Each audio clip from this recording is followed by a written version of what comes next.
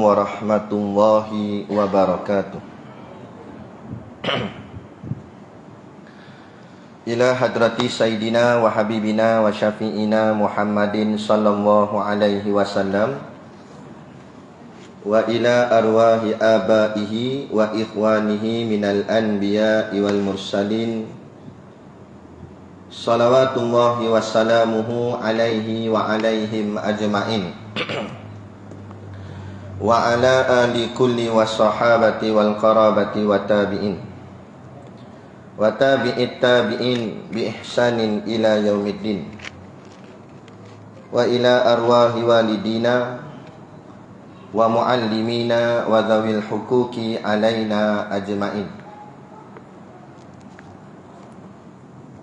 Wa bil khusus al-alim al-alamah al-syaikh Abdul Samad Al-Falimbani syai'un lillahi lahumul Fatihah.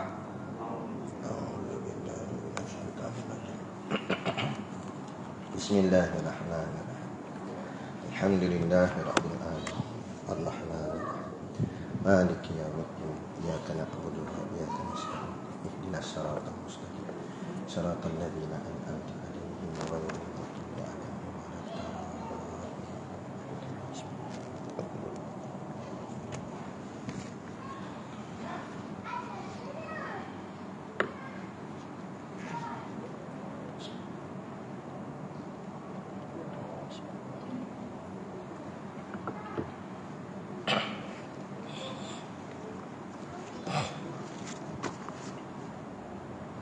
Bismillahirrahmanirrahim. Alhamdulillahi rabbil alamin. Wassalatu wassalamu ala sayyidina Muhammadin asyrafil mursalin wa ala alihi wa sahbihi ajma'in. Subhanaka la ilma lana illa ma 'allamtana innaka antal alimul hakim. Rabbi shrah li sadri wa yassir li amri wahlul 'uqdatam min lisani yafqahu qawli. Wala haula wala quwwata illa billahil aliyyil azim. Amma ba'd. Alhamdulillah, kita sama-sama panjatkan syukur kehadiratillah subhanahu wa ta'ala yang dengan limpah dan kurnianya diizin oleh Allah subhanahu wa ta'ala pada kita pada malam ini untuk sama-sama kita menyambung kuliah pengajian kitab kita, iaitu kitab Hidayatus Salikin yang dikarang oleh Syekh Abdul Samad Al-Palembang. Yang moga-moga dengan pengajian ini akan memberikan kefahaman dan keyakinan kita kepada Allah Subhanahu Wa Taala semakin kuat, dan kekuatan keyakinan itulah yang akan menghasilkan kita mahligai di syurga Allah nanti di hari akhirat kelak, insya-Allah. Amin ya rabbal alamin.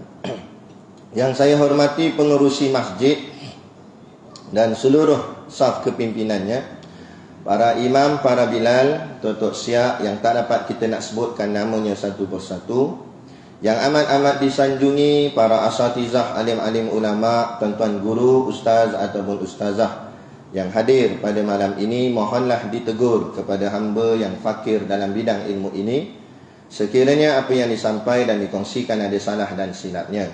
Yang kita kasihi ayah-ayah, ibu-ibu, pemuda-pemudi, muslimin dan muslimat yang dirahmati Allah sekalian.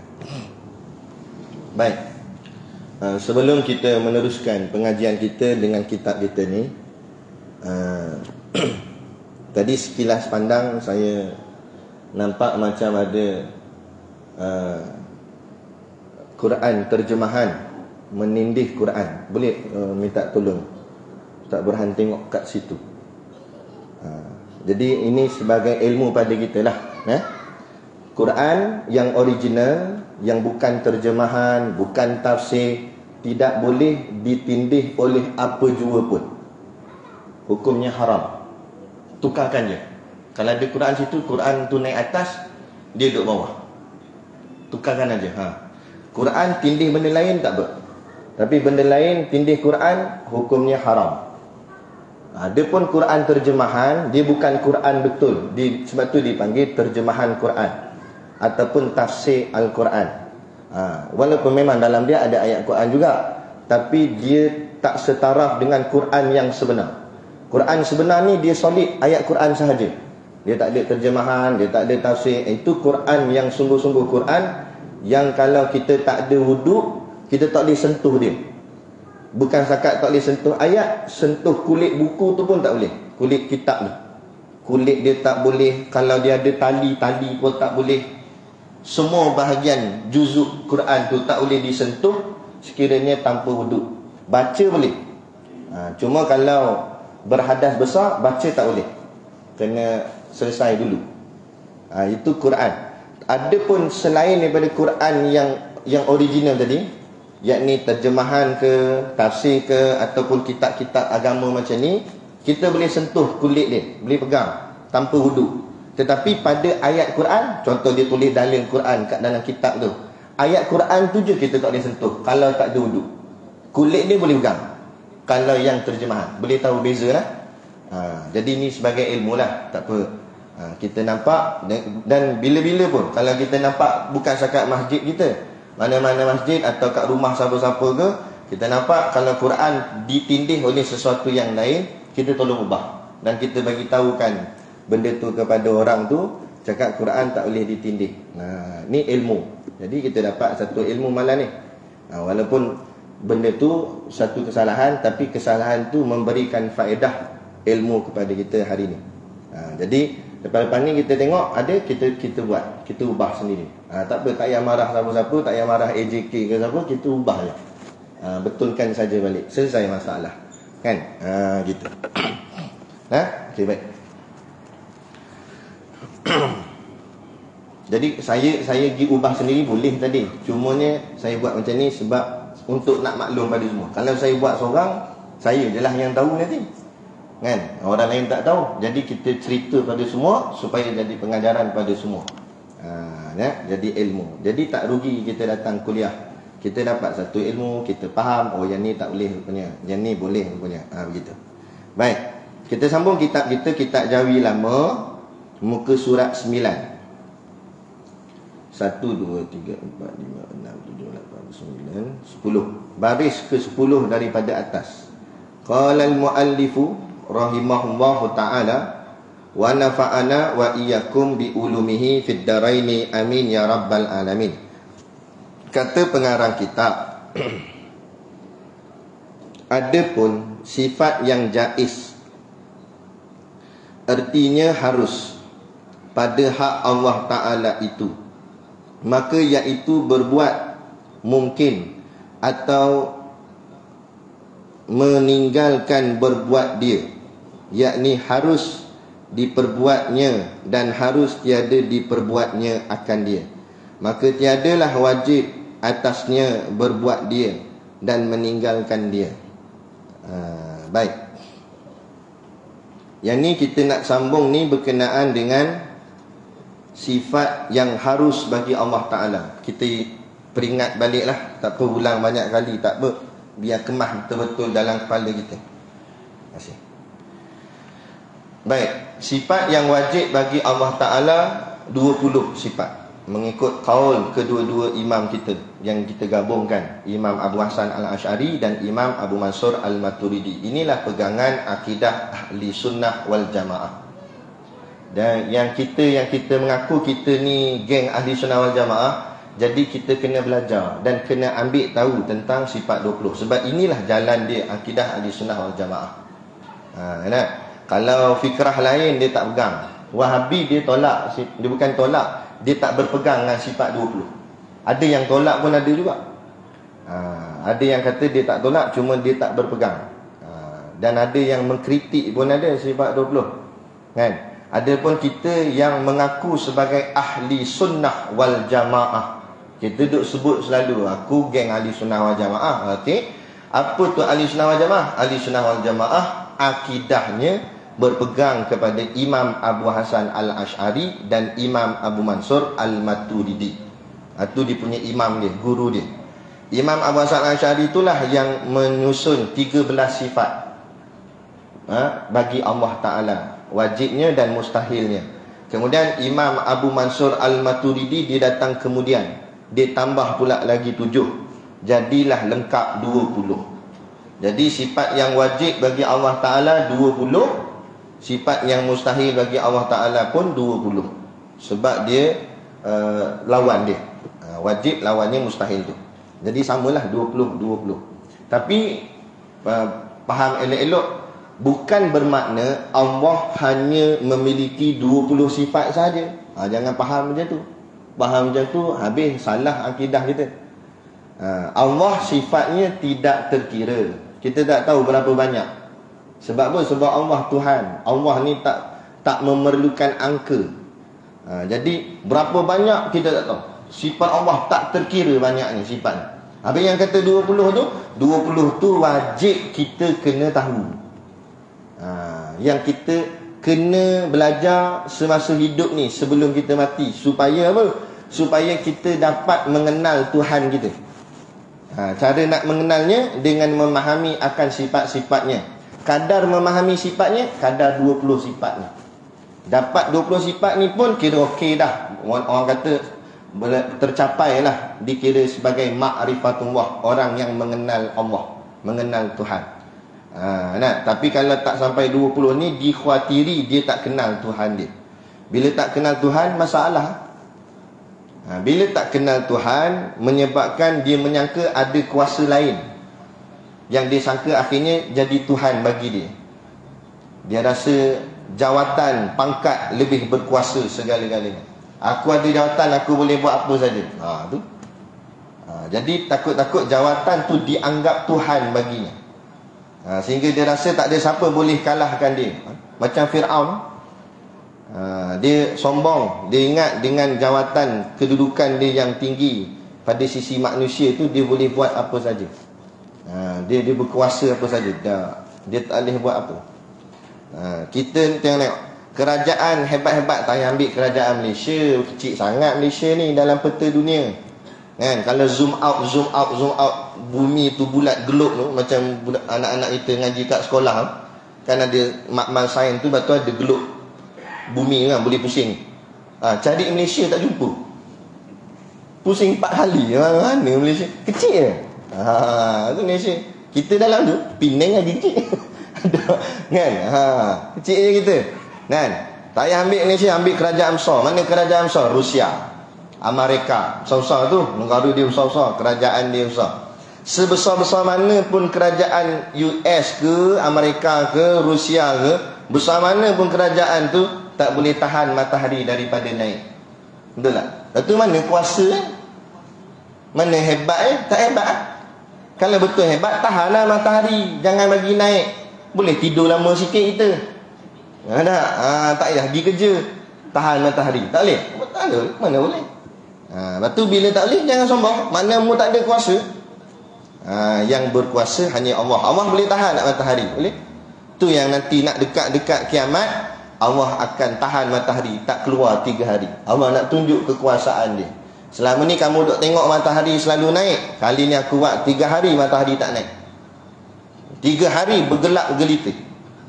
Habis 3 hari tu matahari terbit di sebelah barat. Masa tu habis. Orang mengaji dia nampak, matahari terbit belah barat, habis dah. Menangis melolong dah. Kan? Orang yang tak mengaji selfie. Kata, fenomena ni, dia kata fenomena. Fenomena tu. Satu kita kena faham. Gitu nah. Baik.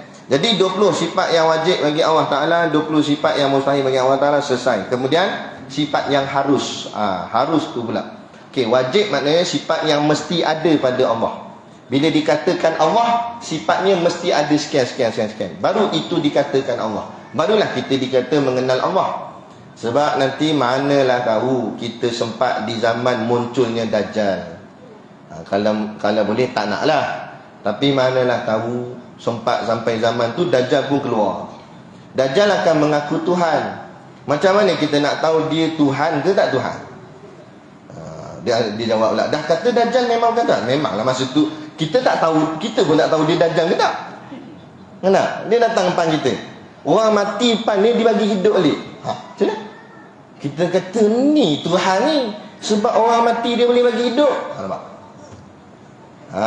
Tanah yang tandus kering boleh jadi subur tanaman. Binatang-binatang kurus keding apa, tulang tinggal tulang ni boleh jadi gemuk balik, dia boleh buat. Bukan dia power, bukan dia kuasa, tapi Allah berikan keizinan sementara, sebab Allah nak uji kita. Tengok, kamu kenal tak kenal aku, macam tu. Ada kan? Jadi bila dia muncul, dia pengaku diri dia Tuhan. Orang yang kenal sifat-sifat Tuhan, tengok tilik ni, sifat-sifat 20 ni dia tilik. Wujud, kidam, apa, ini tak ada pada dia ni, kan? Dia bukan kidam, dia bukan bakok, dia bukan mukhalafah, dia tengok tak ada, ini bukan Tuhan. Dengan keyakinan yang kuat, ni bukan Tuhan. Walaupun waktu tu mungkin semua orang mengaku tu Tuhan. Sebab tu kita jangan ikut orang, tapi ikut ilmu dan kefahaman kita. Lepas tu penting mengaji. Bila mengaji, pegang kemah-kemah ilmu tu. Tak? Jadi kalau ikut orang, satu kampung duk sembah Dajjal dengan kita-kita, dia pun buat, kita ikutlah, habis lah. Apa lah kita macam tu, tak? Jadi apa guna kita mengaji sini? Jadi mengaji ni biar kemah elok. Walaupun katalah semua orang tunduk pada Dajjal, walau tinggal kita seorang je, kita yakin ni bukan Tuhan.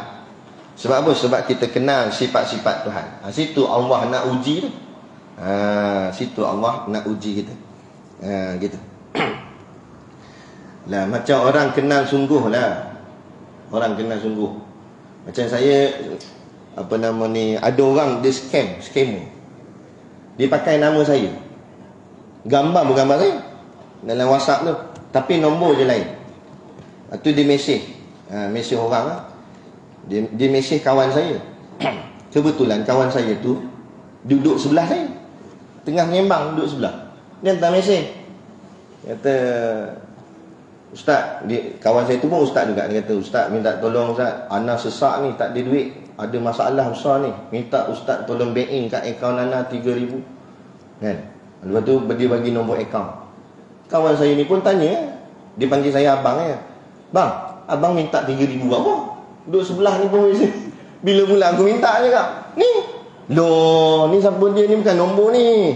Siapa dia ni, tak ada minta. Nasib baik duduk sebelah. Nak? Kalau dah habis lah. Kalau dia baik sangat, dia bagi habis. Ni scam. Tapi kadang-kadang ada orang dia boleh cam. Kalau orang yang betul kenal rapat kita ni, dia tengok daripada mesej tu, dia rasa ni bukan Ustaz Syakir ni. Kenapa pula? Style tulisan dia tak sama. Contoh, biasa saya kalau tulis bagi salam penuh, Assalamualaikum, penuh. Tiba-tiba dalam mesej tu, Assalamualaikum. Kata, ini bukan Ustaz Syakir ni. Sebab Ustaz Syakir selalu mesej Ana, dia tulis penuh Assalamualaikum. Ni Assalamualaikum je, bukan dia ni, kan? Lepas tu dalam tu pula guna saya. Bukan dia. Sebab Ustaz selalu guna Ana enter, ni guna saya, ni skema lain macam, ni bukan dia ni. Jadi dia boleh cam. Sebab apa? Sebab dia kenal sifat saya, sebab hubungannya rapat dengan saya. Terlampau rapat sampai kenal cara penulisan, cara apa, semua kenal. Saya nak maksudkan macam itulah seseorang hamba yang sangat kenal Tuhan dia. Walau siapa pun yang datang mengaku Tuhan, ni bukan Tuhan aku. Tuhan aku tak gini. Tuhan aku Allah, aku yakin ni bukan. Datang Dajjal ke, datang siapa ke, dia takkan terikut. Sebab apa? Sebab dia kenal Allah, dia rapat dengan Allah. Macam tu. Tapi kalau kita tak berapa kenal, macam tadilah saya buat contoh tadi, tuan-tuan tak berapa rapat dengan saya, tak berapa kenal saya, datang orang menyamar nama saya, mungkin kita terpedaya. Tapi terpedaya di manusia ni tak apa lagi. Paling kuat pun tadilah 3,000 tu burn macam tu je lah. Tak apa, boleh cari balik 3,000 tu, kan? Tapi kalau terpedaya dengan Dajjal yang mengaku Tuhan, bukan burn 3,000, burn iman. Bila dah burn iman tu, nak cari balik ke mana? Masuk neraka jawab. Sebab tu bahaya bila kita tidak belajar ilmu mengenal Allah Ta'ala. Gitu. Baik, itu nak bagi faham dulu kenapa pentingnya kita kena belajar ilmu ni. Okey, baik. Jadi wajib dah selesai. mustahil dah selesai. Yang ketiga pula ialah sifat yang harus bagi Allah Ta'ala. Kalau wajib tadi sifat yang mesti ada pada Allah. Kalau mustahil pula sifat yang mesti tidak boleh ada pada Allah. Okey, beza nak? Boleh nampak beza. Wajib mesti ada pada Allah, mustahil mesti tak boleh ada pada Allah. Contoh sifat mustahil apa? Allah bersifat lemah. Lemah bukan Allah. Sebab Allah mustahil lemah. Contoh. Allah lagi mustahil sifat. Lagi contoh buta. Allah bersifat dengan sifat buta. Mustahil. Sebab tu Allah buat Dajjal tu dia akan buta sebelah. Dia ada dua mata tapi sebelah lagi buta. Sebelah lagi terkeluar. Nabi kata dalam hadis macam buah anggur, terjun keluar gitu. Ada. Jadi kalau kita yang mengaji ni takkan Tuhan buta. Kalau buta Tuhan maknanya cacat. Mana pula Tuhan bersifat dengan sifat cacat? Cacat ni kelemahan. Jadi bila kelemahan maknanya takkan sifat Allah Ta'ala tu lemah. Mustahil Allah lemah. Mustahil Allah cacat. Ini bukan Allah. Tu kenal ada. Tu tujuan. Jadi biar kita faham. Jadi mustahil kita kena tolak. Wajib kita kena pegang elok-elok. Ada pun yang ketiga harus. Apa tu harus? Harus ni sifat tu boleh diterima. Allah boleh buat dan Allah juga boleh tak buat. Maknanya terpulang pada Allah, hak Allah. Nak buat pun boleh, tak nak buat pun boleh. Itu namanya harus. Harus bagi Allah Ta'ala. Okey, baik. Kemudian kita baca dalam kitab. Dia kata, ada pun sifat yang harus. Ini jaizun. Jaiz. Bukan mak jaiz. Lagi dia pula apa mak jaiz ada dalam kitab ni? Ni jaiz ni maknanya harus. Jaiz tu bahasa Arab. Bahasa Melayu ni harus. Ada pun sifat yang harus jaizun. Pada hak Allah Ta'ala itu satu saja. Okey? Kalau sifat wajib 20, sifat mustahil 20, sifat harus satu saja. Tak banyak. Satu je sifat harus bagi Allah. Itu ialah berbuat yang mungkin.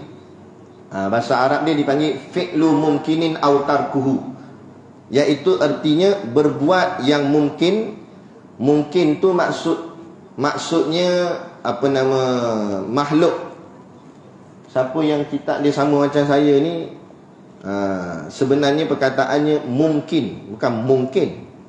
Berbuat yang mungkin atau meninggalkannya. Mungkin artinya makhluk. Sama ada Allah Ta'ala nak buat makhluk atau tak nak buat makhluk. Itu hak Allah. Hukumnya kita hukumkan sebagai harus pada Allah Ta'ala. Maknanya harus pada Allah Ta'ala. Nak buat makhluk pun boleh, tak nak buat makhluk pun boleh. Tak nak buat makhluk tu bukan Allah tak boleh buat. Allah boleh buat tapi dia tak nak buat. Itu hak Allah. Jadi itu harus. Jadi tak boleh kita kata Allah wajib buat makhluk. Bagaimana? Kalau wajib Allah kena buat makhluk. Kalau kena maknanya seolah-olahnya ada paksaan dari satu pihak lain yang paksa Allah suruh buat. Macam kita sembahyang ni hukumnya wajib. Makna wajib situ paksa. Mu suka ke tak suka, nak rajin ke tak rajin, malah ke tak malah, sembahyang hukumnya wajib. Artinya sembahyang tetap kena buat. Lepas tu kita kena faham, solat ni wajib. Bila sebut wajib, kita tak kira macam mana keadaan pun kena buat. Hatta sakit sekalipun kena buat.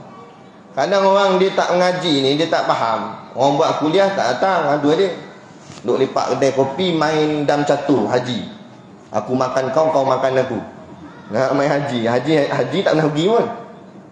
Tak ada main situ. Orang buat kuliah tak ada. Akhirnya dia tak erti. Kan? Semayang ni wajib. Dia ni baru batuk 3 kali je tak semayang dah. Dia kata sakit, uzur. Uzur apa uzur? Kan? Tetap kena semayang. Tak boleh semayang berdiri, duduk. Tak boleh duduk baring.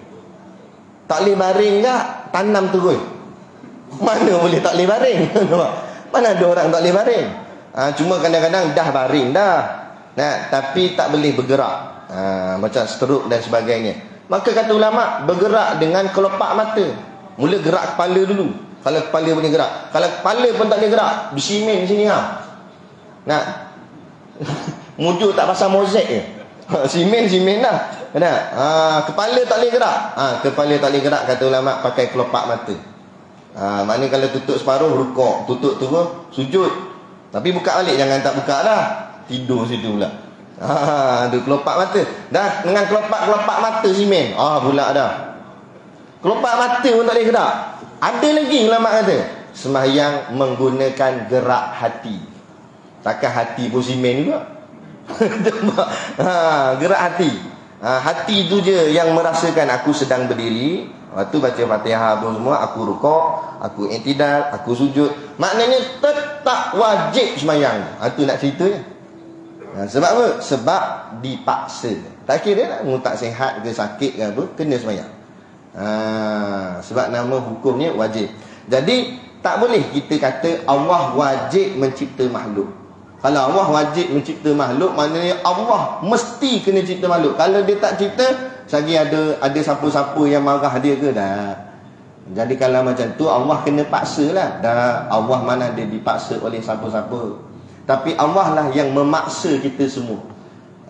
Allah yang paksa makhluk ni. Bukan makhluk memaksa Allah. Mana ada kita tak boleh paksa Allah. Tak ada kuasa kita nak paksa Allah. Allah ada kuasa nak paksa kita. Kadang-kadang Allah paksa kita pergi masjid. Macam mana Allah paksa kita pergi masjid? Macam mana Allah paksa kita? Dia malas pergi masjid. Hidup elok je sihat, bukannya tak sihat. Tapi dia balok liat nak pergi masjid. Akhirnya Allah paksa dia pergi masjid. Macam mana? Allah bagi rumah dia terbakar. Apa tidur masjid? Allah bagi rumah dia banjir, tidur masjid. Katalah banjir pun tak datang kat masjid, terbakar pun tak datang masjid. Allah matikan dia tu, datang masjid, siapkan usung ni. Tak nak pun kena bawa. Duduk depan sekali tu, depan tu imam. Nak menunjukkan apa? Allah ada kekuasaan untuk memaksa kita. Jaga. Jangan sampai Allah paksa kita tahap macam tu. Mana dah degil sangat, kerah kepala sangat. Ada. Jadi kita buatlah apa yang diperintahkan Allah. Kadang-kadang kita kedekut pahit sangat, duit ngomong, lalu tabung buat tidur senyap. Kedekut sangat nak bagi derma apa semua. Allah paksa duit kita keluar. Macam mana Allah paksa? Elok keluar simpang, orang langgar motor kita. Dah nak kena repair motor. Padahal kita bawa elok dah, orang lain bawa tak elok dah, kan kena keluar duit. Sebab kedekut sangat, Allah ambil duit lah dengan cara macam tu.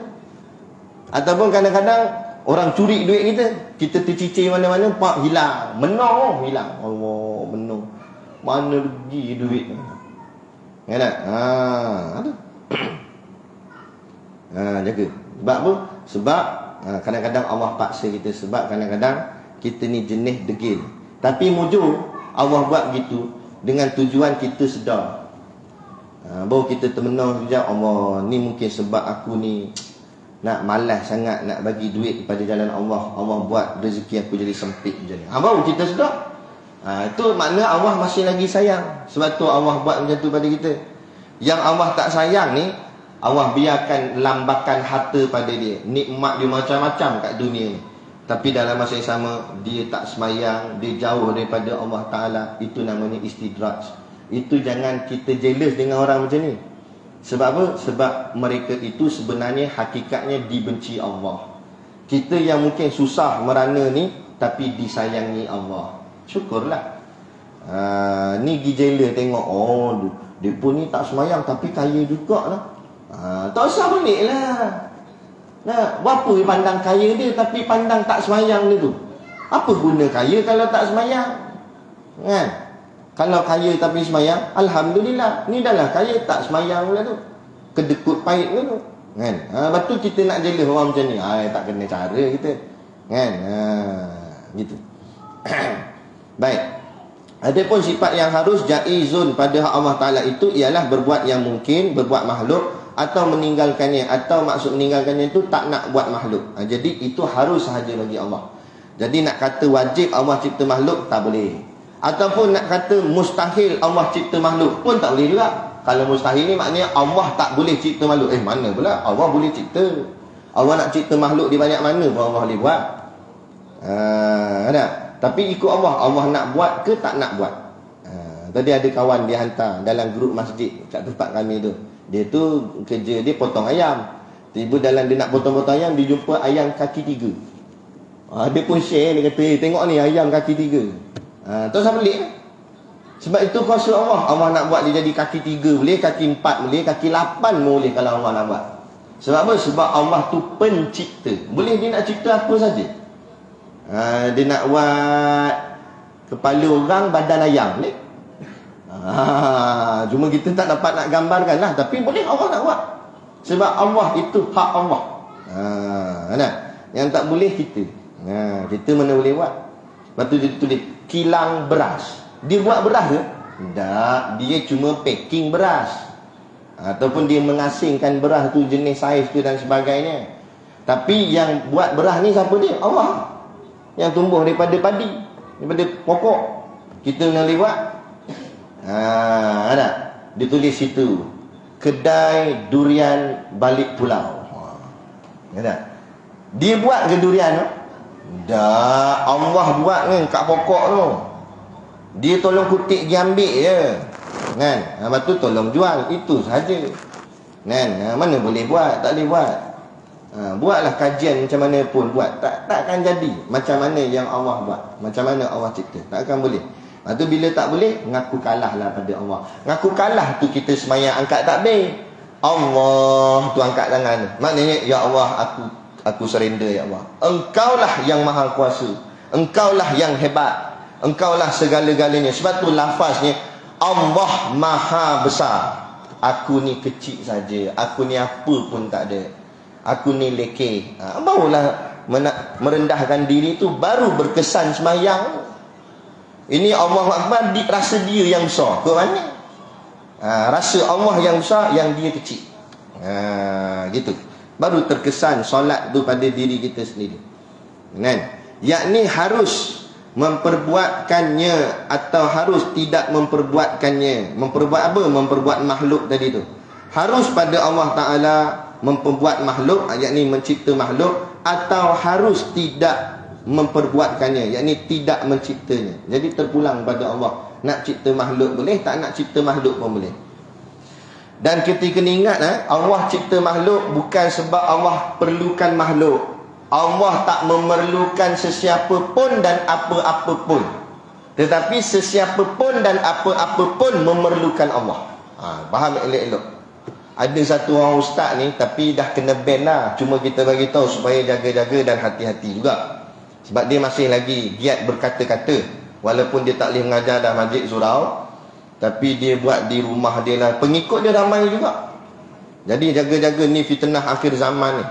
Dulu nama dia top. Kalau dalam WhatsApp group ni selalu keluar video ni. Saya tak nak sebut je lah. Cuma pandai-pandai. Dia pernah kata Tuhan ni sunyi sebab duduk sorang-sorang. Akhirnya Tuhan cipta makhluk supaya adalah nak boleh cakap. Orang cakap apa? Ada benda lain nak boleh bergaul. Jadi sebab itulah Tuhan cipta makhluk, dia kata. Oh, jam. Nah, kawan yang duduk depan cantik tu, nota. Tuhan nak sembang dengan kita. Mampu habis. Mana dia ambil tahu?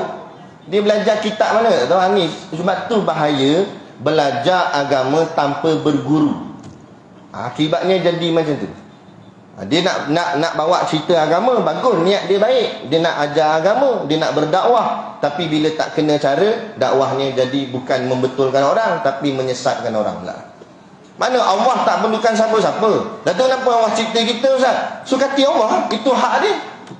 Apa kata hukum ni harus tadi? Kan? Allah nak cipta kita pun tak apa, tak nak cipta kita pun tak apa. Tanpa ada sebarang sebab. Allah saja je nak cipta kita, nak tunjukkan kekuasaan dia. Sebab tu Allah cipta kita, Allah tunjuk kekuasaan dia. Buat langit, bumi apa semua, kita semua. Mau kita tengok ni Allah kita ni dicipta Allah, malu dan tunduk pada Allah. Itu dah berlakunya rukuk dan sujud. Sebagai menunjukkan kerendahan diri kita kepada Allah Subhanahu Wa Taala. Itu cara dia. Ini ada pula Tuhan sunyi, Tuhan perlukan kita, tu Tuhan cipta kita. Pelik-pelik. Jadi dengan mengaduk Tuhan bukan macam kita. Nah, kita ada rasa sunyi Tuhan, tak perlukan siapa-siapa pun. Sebab dia Tuhan. Dia Allah. Nah. Baik. Iaitu tiada wajib ke atasnya memperbuatkannya. Jadi tak wajib Allah mencipta makhluk dan meninggalkannya, ataupun Allah meninggalkan daripada mencipta makhluk tu. Jadi terpulang pada Allah. Allah nak cipta boleh, Allah tak nak cipta pun boleh, tak ada masalah. Jadi tak usah pelik kalau ada cerita tentang ada makhluk lain ke, itu hak Allah. Ada makhluk lain kat planet lain ke, contoh alien, orang kata kan, ada alien, hukumnya harus. Kalau Allah nak cipta alien tu, ada makhluk lain dekat planet lain, itu hak Allah. Bukan itu yang kita kena kaji. Yang kita kena kaji keimanan kita pada Allah. Ni dia sibuk kalut nak cari alien kat mana. Lain kali alien datang dari bilik dia. Rupanya dia alien tu. Tak usah. Cari apa? Cari kebenaran, cari tentang keyakinan hati kita ni pada Allah. Yang tu yang sebenarnya. Macam setengah orang dia cari kat mana Dajjal nak keluar. Kan kita keluar kat dalam bilik dia kan. Tak usah carilah Dajjal nak keluar kat mana, sampai masa dia keluar. Yang pentingnya persiapan kita sekiranya kita sempat di zaman Dajjal tu. Apa kita nak buat? Kekuatan iman kita kuat tak kuat? Ni masa ni sebelum Dajjal datang, belajar bagi elok. Faham, sebab Dajjal dah datang, ilmu tak ada dah. Nak ngaji ke mana dah, ustaz-ustaz pun mati ya. Kan, antara tanda-tanda akhir zaman, tanda-tanda nak berlakunya kiamat, akan dimatikan seluruh para alim ulama. Sehingga kan dalam hadis kata, sehingga tak ada seorang pun yang lagi tinggal atas muka bumi ni. Seorang orang alim, tak payah kata alim syah, tukang ajar Iqra' mati habis. Tu Iqra' nak tafsir Quran lagi lah, awal lagi mati. Macam kita hari ni kita tengok berapa ramai tok-tok guru pergi dah. Seorang. Dah lah pergi, tak ada siapa ganti. Mana dia siapa boleh ganti macam dia, tak ada dah. Seorang pergi habis macam tu, habis. Tok guru biasa, tok guru pondok, bila dia meninggal pondok pun mati gak. Tak ada siapa nak boleh sambung. Nak habis macam tu je, habis lama-lama habis satu-satu. Dulu tanah Melayu ni banyak pondok, sekarang tinggal sikit je. Ada pondok durian, pondok bas, tinggal itu lah. Banyak habis. Pulau Pinang ni, saya dengar cerita zaman dulu-dulu ada Tuan Guru Husin, Tuan Guru Syekh Abu Abdullah Husin Nasir. Dia antara ulama yang pernah membuka pondoknya di Pulau Pinang. Kan? Tu. Tak payah kata dia, anak dia. Tak silap. Anak dia pernah jadi mufti Pulau Pinang. Syekh Ahmad nama dia. Anak kepada Tuan Guru Husin. Mana hebat macam ni. Tapi dah lama-lama tak ada. Hilang satu-satu. Ada. Sifat yang wajib bagi Rasul. Habis selesai lah. Jadi sifat Allah Ta'ala selesai. Selesai. Kan? Sifat wajib selesai, sifat mustahil selesai, sifat harus pun selesai. Jadi kita dah khatam lah sifat 20. Boleh? Kan? Halim dah lah. Jadi kalau saya tak boleh hadir mana-mana kuliah, boleh gantilah. Sebab khatam lah sifat 20. Ramai ni. Ambil nombor telefon lagi. Kadang kita sibuk kat kalut. Ada nak cari ustaz ganti pun jenuh telefon kawan-kawan. Tak boleh tak? Tak boleh. Jenuh. AJK asyik telefon je, ustaz cari ganti ustaz, cari ganti. Jenuh. Kan? Kadang kita ada hal lain juga. Kan? Baik, sekarang kita nak sambung tajuk baru, iaitu sifat yang wajib bagi Rasul pula. Sebelum ni kita mengaji tentang Allah, sifat-sifat Allah. Lepas ni kita nak mengaji sifat-sifat Rasul. Okey, sifat Rasul ni bukan maksud Nabi Muhammad seorang, tapi semua Rasul. Semua Rasul. Iaitu jumlah Rasul keseluruhannya 313 orang. Yang wajib kita tahu nama-namanya 25 sahaja. Sebaki daripadanya tak tahu nama pun tak apa. Tapi yang 25 ni kalau tak tahu, naya. Sebab 25 ni wajib kita kena tahu nama dia. Baru sah iman kita kepada Rasul. Kan iman ada 6 kan? Beriman pada Allah, beriman pada malaikat, beriman pada kitab, beriman pada Rasul. Beriman pada Rasul ni artinya kena tahu akan 25 orang Rasul itu secara tafsil, yakni seorang-seorang kita tahu. Dan kita tahu cerita dia berlebih kurang pun jadilah. Nabi Adam cerita dia macam mana, Nabi Idris cerita dia macam mana, lebih kurang. Baru dikira sah keimanan kita tu. Lepas tu orang tanya pula, dah kenapa 25 je Ustaz? 25 je sebab 25 nama ni disebut di dalam Al-Quran. Adapun yang lain Quran tak sebut, tetapi ada sebab hadis Nabi sebut. Sahabat tanya, ya Rasulullah, berapa ramai bilangan Rasul? Nabi jawab 313 orang. Jadi ada lagi nama-nama lain yang mungkin kita tak pernah dengar. Tak tahulah, saya adalah orang duk sebut, kata Nabi Daniel, Haikal, tu ada juga nama-nama lain yang kita tak biasa dengar. Tapi yang biasa kita dengar ni 25 orang Rasul. Itu sekurang-kurang keimanan bagi orang awam, bagi kita semua. Baik, jadi apa sifat-sifat Rasul-Rasul ni semua? Okey, baik. Sifat-sifat yang wajib pada hak sekalian Rasul itu 3 perkara. Asalnya 3. Kemudian makin naik peredaran zaman ni, ada ulama yang menambah ke-4. Ditambah yang ke-4 yang kita sebut sebagai fatonah tu. Asal-asalnya ulama dulu 3 je dia letak. Apa 3 tu? Yang pertama sidqun, artinya benar. Yang kedua amanah. Amanah ni sifat bukan parti tu lah. Yang kedua amanah, artinya kepercayaan. Yang ketiga tabligh. Tabligh artinya apa? Menyampaikan segala apa yang disuruh mereka menyampaikannya kepada sekalian makhluk. Okey, baik. Sidik tak apalah, kita sikit-sikit lah, lebih kurang. Sidik maknanya benar. Maknanya Rasul-Rasul ni cakapnya benar. Dia benar ni 3 aspek. Bila sebut Rasul tu benar, 3 benda kita kena faham yang benar tu. Yang pertama, perkataannya benar. Nabi tak pernah berbohong langsung, walaupun sebelum dilantik menjadi Nabi. Sejak Nabi kecil lagi tak pernah bercakap bohong.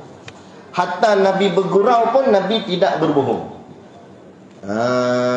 Nabi ada suap satu orang makcik tua makan. Dia makcik dah tua, Nabi suapkan dia makan. Nabi ni suka tolong orang, tak kira siapa pun. Dia tolong makcik, dia suapkan makanan. Sambil-sambil suap tu makcik tu dah tua, dia tak larat. Dia kata tak lama lagi mungkin dia mati, dia kata. Nah, kalau saya mati ni ya Muhammad, ya Rasulullah, adakah saya akan masuk syurga? Kata makcik tu. Tanya Nabi. Nah, dia tanya Nabi, kalau dia mati dia masuk tak dalam syurga? Tanya Nabi. Nabi jawab macam mana? Nabi kata dalam syurga tak ada orang tua makcik. Menangis makcik tu. Kan? Tapi betul Nabi cakap, Nabi tak bohong. Nabi bergurau dengan makcik tu, tapi gurauannya tidak berbohong. Memang betul dalam syurga mana ada orang tua.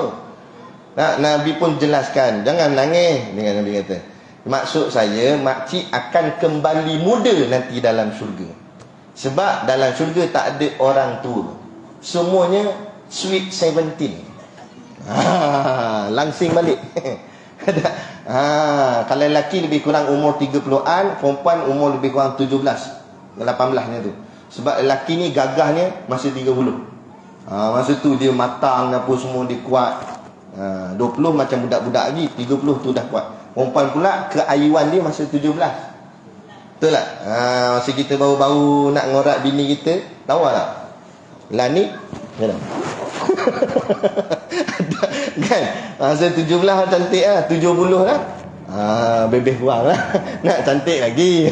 Ramah lah pula makcik belakang. Baik. Tapi nak ceritanya tu, masuk dalam syurga kembali muda. Jadi Nabi bergurau dengan makcik tu. Bila Nabi kata macam tu, barulah makcik tu tersenyum. Tu cara Nabi bergurau. Ada tu. Jadi nak ceritanya tak ada bohong langsung. Kita bergurau dengan kawan sampai bohong, kan? Bohong, kan? Cerita bukan-bukan, merepek-merepek cerita. Lah kali bohong rupanya. Tu kita nak bergurau. Nabi tak pernah menipu langsung. Nabi benar. Sudut perkataannya benar, yang pertama. Yang kedua, perbuatannya pun benar. Maksud perbuatan Nabi, tak pernah Nabi buat satu perbuatan yang bercanggah dengan kebenaran agama. Apa Nabi buat, semuanya betul, semuanya elok. Kita kadang-kadang buat tu ada yang elok, ada yang tak elok. Itu ada kadang-kadang Nabi sembahyang tersilap rakaat. Dia kata dia hujah. Betul? Ada satu, kalau tak silap, solat asar. Sembahyang ni patut 4 rakaat kan? Tapi lepas tahiyat awal Nabi bagi salam. Jadi sahabat belakang tanya, ya Rasulullah, tamam au qasar? Sembahyang penuh ke sembahyang pendek? Sahabat tanya. Nabi jawab tamam. Sahabat tegurlah, tadi kita baru buat 2, kenapa Nabi salam dah? Nabi pun sambung sembahyang, tambah lagi 2. Jadi dia kata tu Nabi pun ada tersilap. Tu bukan tersilap, itu sebagai pelajaran, kata ulama, supaya kita di zaman hari ni kalau jadi macam tu, macam mana nak buat? Nabi dah ajar caranya. Macam itulah, bila kita tersilap rakaat, tambah lagi rakaat. Nabi dah ajar kan? Sebab tu peristiwa tu sekali je seumur hidup kan? Jadi kalau betul Nabi ni tersilap dan terleka, terlalai, mesti benda tu mungkin 2, 3, 4 kali jadi. Tapi sekali tu je sebenarnya, sebagai pengajaran saja pada kita. Kalau kita jenis tersilap sebulan sekali, dipanggil tersilap bulanan. Ada lagi-lagi kalau allowance lambat masuk, lagi kerap silap. Tapi bukan sinilah, tempat lain. Itu maknanya. Jadi perbuatan Nabi tak ada. Jangan kita kata Nabi pun ada buat silap. Tak betul cakap itu. Itu merendahkan martabat para Nabi dan para Rasul. Siapa yang sengaja memperendahkan martabat Nabi dan Rasul, boleh terkeluar daripada akidah Islam. Jaga. Jangan memperlekehkan. Ni kata Nabi pelarian lah, Nabi itulah. Ini semua perkataan-perkataan yang seolah-olah katanya itu merendahkan martabat Nabi dan Rasul. Jagalah. Nabi yang sakit tu Nabi apa? Dia cerita sakit kaki dia apa semua. Orang cerita kata berulat. Nabi Ayub kan? Nabi Ayub. Jaga-jaga. Dekat Google ke mana kita search cerita ni, dalam cerita kata Nabi Ayub ni sakit sampai berulat-ulat. Jaga. Dalam kitab Aqidatun Najin dilarang, dia tegak. Jangan sampai menjijik-jijikkan Nabi dan Rasul. Walaupun ceritanya memang Nabi Ayub Allah uji dengan sakit, tapi jangan sampai kata sampai jijik keluar ulat. Itu dah merendahkan Nabi. Jadi untuk guru kami ngajar di pondok, dia kata sekadar kita kata Nabi Ayub diuji Allah dengan penyakit, sebab Allah nak uji dia kan? Dan ujian itu sebenarnya pelajaran buat kita. Jadi kalau nanti di hari kiamat kita tak semayang apa semua, Allah tanya kenapa tak semayang? Saya sakit. Allah jawab balik, Nabi Ayub aku uji dia sakit lebih daripada kamu, tapi dia tetap taat perintah aku. Apa alasan kamu? Itu sebenarnya. Tapi jangan cerita sampai jijik, geli apa semua. Itu dah sampai merendah-rendahkan Nabi dan Rasul. Ini cerita Israiliyat nama dia. Sampai memperlekeh-lekehkan Nabi dan Rasul, tak boleh. Kadang kata je lah dia diuji sakit, sudah. Sebab kita pun tak duduk zaman tu, mana kita nak tahu. Pandai-pandai buat, dia nak bagi sedap cerita. Biasalah orang sembang kedai kopi lah, cerita bab accident motor. Kawan tu jatuh sikit je sebenarnya, tapi bahagian dia cerita, aku nampak dia tergolek tu, lepas tu masuk bawah lori. Dia tambah cerita. Dia panggil tambah laut. Tu cerita. Akhirnya cerita yang betul jadi tak betul. Sebab tu jaga. Jangan mudah terpedaya. Sebab tu nak belajar tak usah tengok bahagian Google lah. Jangan belajar dengan Syekh Al-Googley. Belajar biar berguru. Nak ngaji sungguh, kalau betul nak ambil maklumat betul, pergi pondok. Tak mesti pondok kami ni banyak pondok sini. Penang ada. Dengan Tok Guru Babari Daudin ada. Kan? Belajar. Dengan kitab bertalaki depan. Dalam kitab jelas sebut satu-satu macam mana cerita, sejarah, sirah, sifat Nabi Abu semua. Kan jelas. Ini ambil cerita main dengar-dengar, ambil daripada YouTube, ambil daripada Google. Kesahihan dia tak tahu siapa yang pembawa cerita tu, daripada puak Wahabi ke, puak Syiah ke, mana dia tak tahu. Akhirnya jadilah cerita yang sampai ke satu tahap boleh merendah-rendahkan Nabi dan Rasul. Tak mau macam tu. Gitu. Jadi yang dua dah, perkataannya benar, perbuatannya benar, dan yang ketiga diamnya benar. Walaupun Nabi tak cakap, tapi Nabi diam. Diam itu tanda benar. Sidiknya Nabi itu, benarnya Nabi itu. Dalil, ulama buat contoh, sahabat Depa tangkap biawak dog. Lepas tu dia masak. Lepas tu ajak Nabi makan. Ya Rasulullah, mari makan dengan kami ni. Kami masak biawak dog. Kan? Rasulullah kata tak apa. Rasulullah tak nak makan. Rasulullah tak nak makan tu Rasulullah diamkan saja. Dan bermakna biawak tu halal dimakan. Kan? Tetapi kenapa Nabi tak makan? Sebab Nabi tak berminat. Itu saja. Kalaulah benda tu haram dimakan, sudah tentu Nabi larang. Jangan makan, ini haram, contoh. Tapi Nabi diam, biarkan sahabat makan. Itu tanda benar bahawa biawak tu boleh dimakan. Tapi biawak padang pasir lah, biawak dog, bukan biawak Pulau Pinang ni, balik pulau ni. Lagi habis mayat ni dibuat goreng, celup tepung. Nak naik situ. Bukan biawak sini, biawak sana. Biawak dog padang pasir tu. Sifat dia lain, tak sama dengan sini. Baik. Jadi itu maksudnya benarnya Nabi 3. Ingat balik. Benarnya Nabi dari segi perkataannya benar, perbuatannya benar, dan diamnya benar. Yang kedua, amanah. Amanah. Apa tu makna amanah? Amanah artinya kepercayaan. Nanti kita belajar dia punya lawan. Amanah ni lawan dia khianat. Kata Tok Guru kami, amanah itu artinya, ikut pahaman ahli sufi, amanah itu artinya orang yang mengerjakan taat. Makna taat, buat yang disuruh, tinggal yang dilarang. Apa maknanya? Buat yang wajib dan yang sunat. Itu dipanggil amanah. Orang yang buat benda wajib, kemudian ghairah buat benda sunat, itu dipanggil amanah. Lawan kepada amanah namanya khianat. Apa ciri-ciri khianat pula? Khianat adalah orang yang buat suatu benda yang berlawanan dengan ketaatan. Taat tadi wajib dan sunat, lawan dia apa? Makruh dan haram. Jadi orang yang khianat ialah orang yang suka mengerjakan perbuatan makruh dan juga haram. Termasuk dalam kategori khianat. Kerana para nabi, para rasul ni disebut amanah, artinya para nabi dan para rasul tidak pernah mengerjakan perbuatan makruh, apatah lagi haram. Para nabi semua dia buat wajib. Malah yang sunat pun macam wajib, macam korban. Dalam hadis Nabi kata, korban itu wajib bagi diriku, sunat bagi kalian.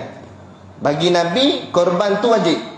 Tapi bagi kita umat biasa ni, kadar sunat sahaja hukumnya, sunat muakkad. Tapi pada sisi Nabi jadi wajib. Kan? Macam juga solat-solat sunat yang lain, pada sisi Nabi jadi wajib pada dia. Nabi jaga semayang duhanya apa semua. Kan? Adapun kita ni sekadar sunat sahaja. Dia begitu. Sebab tu orang yang nak mencapai tahap yang tinggi, dia kena meletakkan barang sunat seperti wajib. Barulah kedudukan makamnya jadi rapat dengan Allah Ta'ala. Semayang duha pun dianggap macam wajib bagi diri dia. Dia buat sungguh-sungguh. Barulah jadi cantik amal ibadah dia tu. Adapun haram dia tinggal terus, tak kata haram. Yang makruh dan yang syubhah dia tolak awal-awal lagi. Jadi kita kalau nak jadi orang yang bertakwa, orang yang rapat hubungan dengan Allah, jaga benda ni. Benda makruh tinggal terus. Jangan kita bagi alasan, alah ustaz makruh je pun. Tak kira makruh tak makruh, tinggal terus. Sebab dia masuk dalam kategori makruh, walaupun tak masuk dalam kategori haram, tapi tinggal terus. Benda tu syubhah, ragu-ragu. Ni nak kata halal ke tak halal, tak pasti. Tak pasti, tinggal terus. Ambil yang pasti, selesai masalah. Barang yang pasti lagi banyak, yang confirm halal lagi banyak. Yang ragu-ragu ni sikit je. Berapa nak kejar yang tu juga?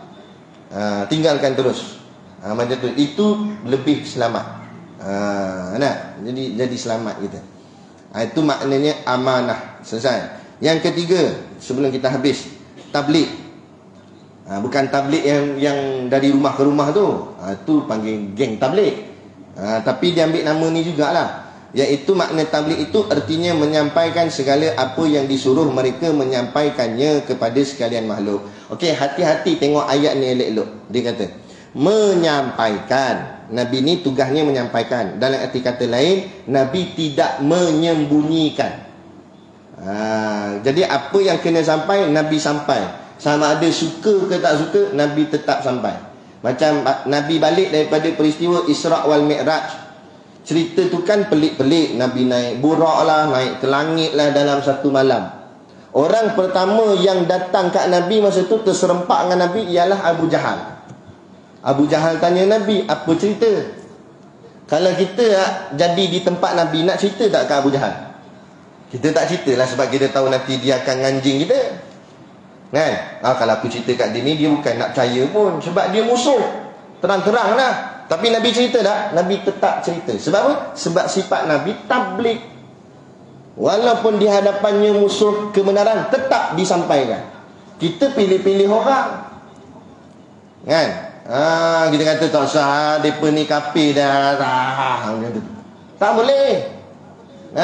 Siapa pun kita kena ceritakan kebenaran, sekalipun dia masih lagi kafir. Kalau dia lagi ada tanda-tanda dia minat pada Islam, lagi kita kena ceritakan dia pasal Islam. Mana tahu dia masuk Islam. Sebab kita tak tahu dia akan mati kafir ke tidak. Tak payah kata dia, kita pun tak tahu mati beriman ke tidak. Sekarang ia memang beriman, masa mati belum confirm. Kita tak tahu keadaan kita macam mana, kan? Jadi Nabi ni sifatnya menyampaikan.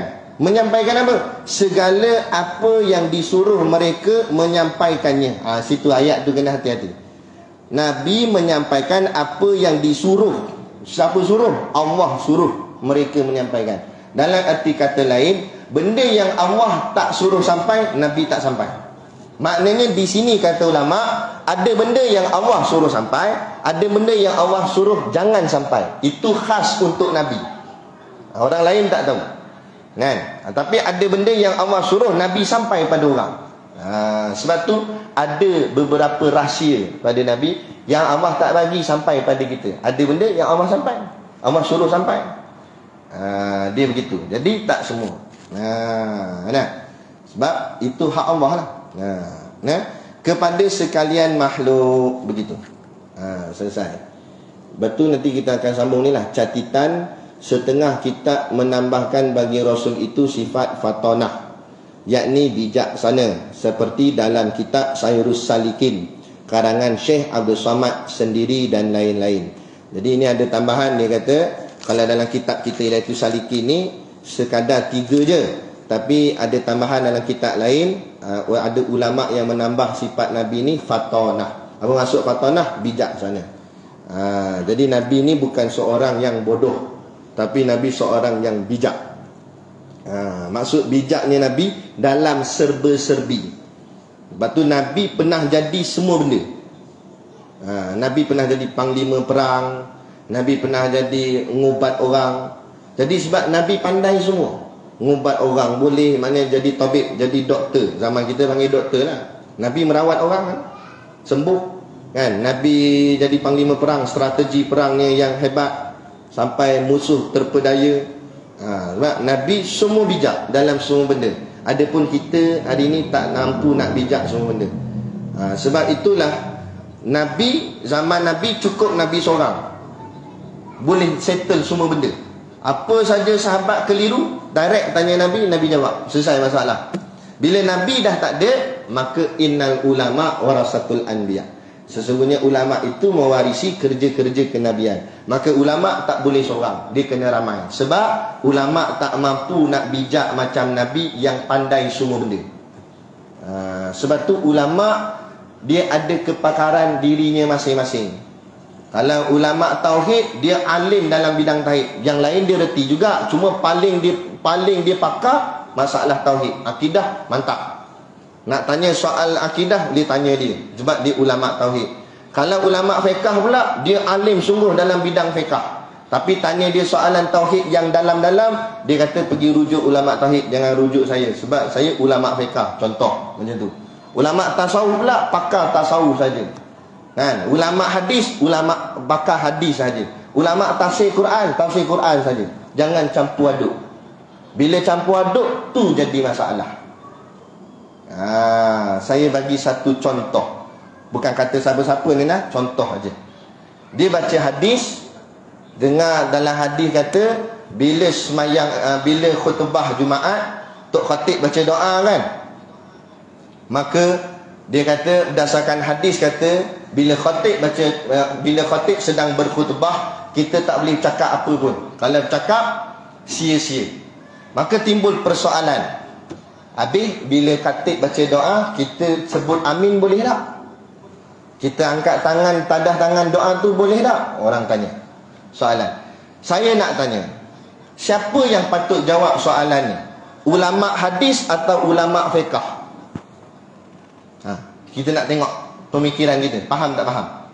Bila orang tanya, apa hukum kita menyebut amin ketika Tok Khatib membaca doa dalam khutbah? Ataupun apa hukum kita menadah tangan doa Tok Khatib tu?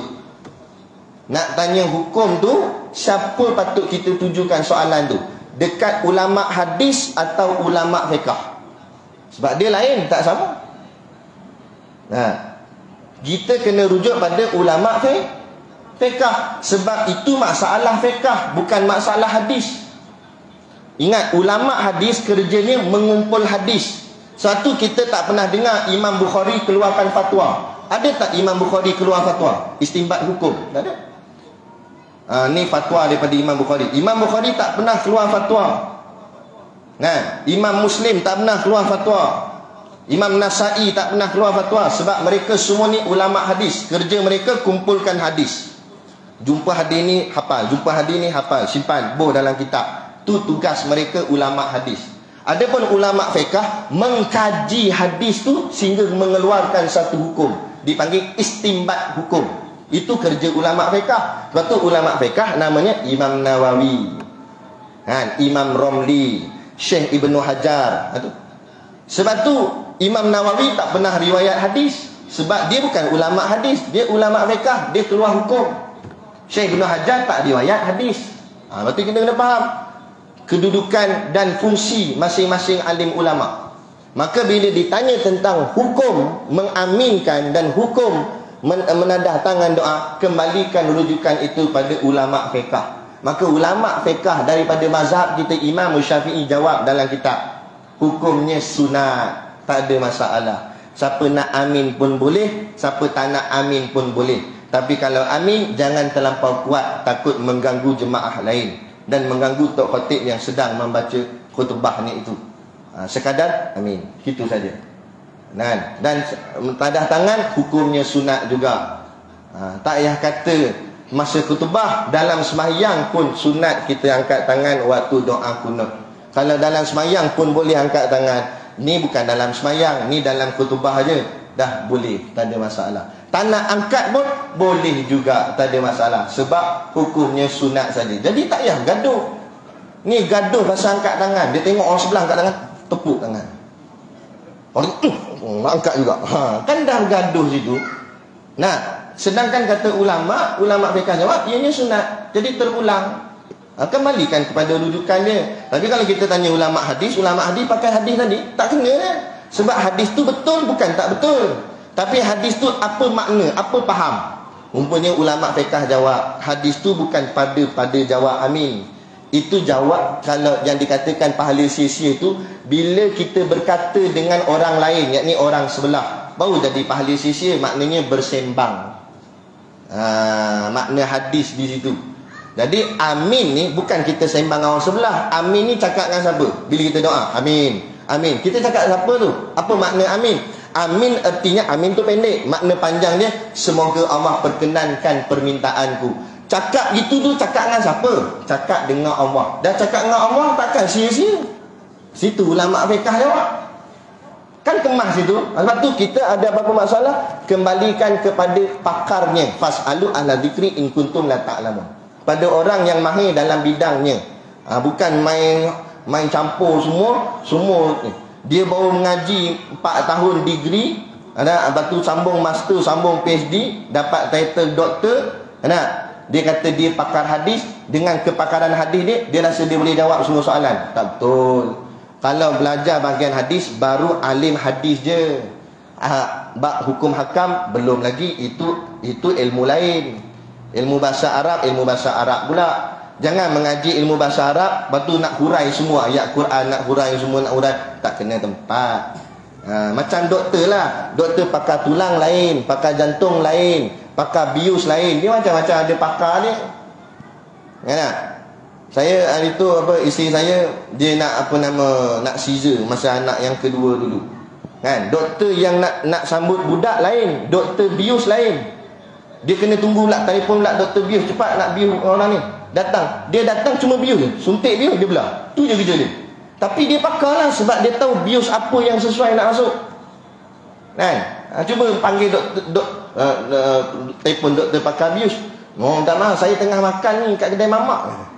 Dan siapa ada kat hospital? Doktor pakar tulang ada. Sekejap saya telefon. Dia panggil doktor pakar tulang, suruh bius. Agak-agak macam mana? Dan kawan tu bawa tulang dulu situ. Tak kena sebab dia bukan kepakaran dia dalam bidang tu. Walaupun semua namanya doktor belaka. Tapi dia ada bahagian dia masing-masing. Doktor bahagian gigi. Kan? Nah, sebab tu dentist doktor gigi. Doktor sakit puan lain. Doktor demam ke apa ni lain. Dia ada bahagian-bahagian dia. Macam tu juga ulama. Ulama ada bahagian-bahagian dia. Sebab tu kita tengok, kita kena kenal nama-nama ulama-ulama ni. Ulama ni bahagian hadis, nama ni terkenal dalam hadis. Ulama tafsir Quran macam Ibnu Katsir. Imam Ibnu Katsir tu dia pakar dalam bidang tafsir Quran. Jadi dia tak keluar hukum. Dia tak cerita pasal akidah, dia cerita pasal tafsiran Quran. Itu saja. Kalau ulama akidah pula, alim bahagian akidah pula. Ulama tasawuf pula dia cerita. Jadi ikut bidang yang masing-masing. Jadi jangan bercampur aduk. Bila bercampur aduk tu yang jadi masalah. Tak payah kata dia masalah dengan masyarakat awam jadi pening. Habis ni macam mana ni? Macam mana? Akhirnya sampai bergaduh-gaduh. Nah, jadi tak ada masalah. Sunat. Sama macam kunut. Kunut bukan wajib. Nak baca pun tak apa, tak nak baca pun tak apa. Siapa baca, Imam Syafi'i kata hukumnya sunat, boleh pahala. Selesai masalah. Tak nak baca sah semayang subuh. Cuma kuranglah pahala, tak dapat pahala kunut. Itu saja. Dah bermasalah. Kan? Ni imam tak baca kunut, subhanallah. Kunut. Dia kat belakang buat kemah. Satu lagi kita takut orang salah faham. Pagi Jumaat kena baca surah Sajadah. Tak wajib pun. Siapa yang kata wajib? Nabi tak kata wajib. Dan tak ada seorang ulama pun kata wajib. Hukumnya sunat sahaja. Afdal baca. Dan kalau tak nak baca, tu imam tak baca surah Sajadah pagi Jumaat. Belakang tegur, Sajadah. Sebab tu imam baca Qul Huwallahu je. Tak ada masalah. Dan nak baca surah Sajadah bukan hari Jumaat, hari Sabtu baca. Hari Sabtu cuti, imam naik Alif Lam Mim Tanzilul Kitab, baca. Dia baca surah Sajadah. Makmum belakang kata Sabtu ni Sabtu, bukan Jumaat. Pula dah ada kata boleh. Dan nak baca bukan waktu subuh, waktu lain. Sagi semayang maghrib, sagi semayang isyak, imam baca surah Sajadah. Sampai dekat ayat Sajadah, sujud Sajadah. Makmum belakang, apa sujud ni? Tu kalau tak erti bodoh duduk diam. Ada. Boleh. Nak baca kat mana pun boleh. Cuma Nabi kata afdal baca pada pagi Jumaat. Bila afdal, itu keutamaan saja, tapi bukan wajib. Nak baca di waktu lain boleh, waktu maghrib boleh. Dan sujud sajadah tu bukan sebab pagi Jumaat. Sujud sajadah sebab jumpa ayat sajadah. Ayat sajadah ada 14 tempat dalam Quran. Bukan dalam surah Sajadah je, dalam surah lain pun ada. Kalau kita baca-baca Quran, kita nampak di hujung ayat tu ada gambar kubah. Itulah ayat Sajadah namanya. Siapa yang baca atau dia dengar orang baca, sunat dia sujud. Sama ada dalam semayang atau di luar semayang, tapi dengan syarat ada wudu. Tu je. Kita tengah basuh motor, dengar orang pasang kaset, pasang CD nak dekat masjid. Keluar ayat Sajadah tu, kita ingat tu ayat Sajadah. Dengar-dengar, lempar sabun-sabun, sujud. Tak sungguh. Tapi pakai seluar panjang, pakai seluar pendek. Kan? Ada wuduk lah, dia tak kentut lagi masa basuh tu. Kan? Boleh, tak ada masalah. Sujud lah situ. Tapi sujud arah kiblat, jangan sujud kat motor. Itu kaedah dia. Boleh, tak ada masalah. Sebab ulama kata dah, siapa dengar atau siapa baca, sunat sujud. Nama dia sujud Sajadah. Kan? Tak semestinya pagi subuh je. Ada seorang ni lagi teruk. Dia ni jarang-jarang datang semayang. jemaah di masjid. Sekali tu entah dia berubah hati agaknya lepas-lepas tengok filem Mat Kilau kan. Semangat dia lain macam lah sikit kan. Jadi gagah dia pergi semayang semayang subuh berjemaah. Hari pula kena hari Jumaat masa tu. Jadi bila sampai ke Tok Imam baca surah sajadah tu, jumpa ayat sajadah, Tok Imam pun sujud sajadah. Yang dia tengok apa, Tok Imam ni langkau rukuk dia pun Allahu Akbar rukuk. Dia buat steady dia. Orang tengah sujud ni, siap geleng kepala. Apa tak rukuk? Padahal dia yang salah. Tu kata. Nah, ni kenalah belajar dulu bagi faham. Oh, faham dah, tahulah bila berlaku situasi-situasi yang nampak pelik, kita tahu macam mana. Sebab kita ada ilmu.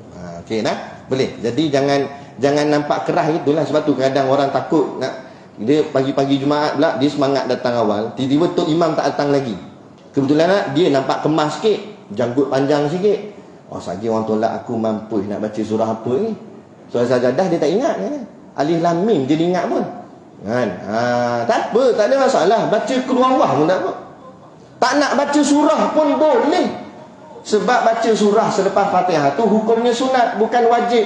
Tapi jangan terus rukuk, sian makmum belakang. Waladolin, amin, Allahu Akbar. Makmum betul-betul dah.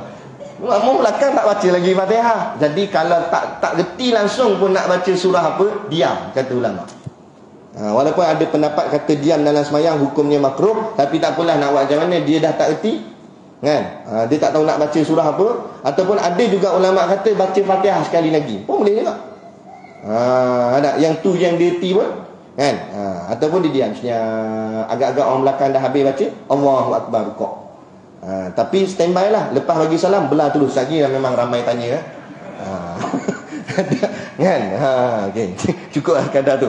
Jadi nak ceritanya pentingnya ilmu. Bila ada ilmu kita reti, oh yang ni boleh buat, ni tak boleh buat, oh ni tak apa, ni tak boleh. Macam tu lah kan. Itu penting ilmu. Bukan nak suruh jadi ustaz pun. Kalau jadi ustaz lagi bagus kan. Tapi makna kata sekira-kira keperluan hidup kita. Jadi kita retilah nak menguruskan amal-amal ibadat kita dalam sepanjang kehidupan kita. Gitu saja. Baik, jadi kita berhenti setakat ni. Nanti kita akan sambung sifat-sifat yang mustahil bagi Rasul. Tanda kat situ. Kita akan sambung dekat sifat-sifat yang mustahil bagi Rasul. Okey, baik. InsyaAllah. Jadi cukup sekadar tu pada malam ni yang dapat kita kongsi dan sampaikan. Moga-moga memberi manfaat kepada kita bersama. Kalau tak banyak pun sikit pun jadilah kan. Kat 9.30 dah, patut muka lain macam pun. Tak apalah, bagian ilmu kan, lebih sikit tak apa. Jadi cukup sekadar tu. Wabillahi taufiq wal hidayah. Assalamualaikum warahmatullahi wabarakatuh.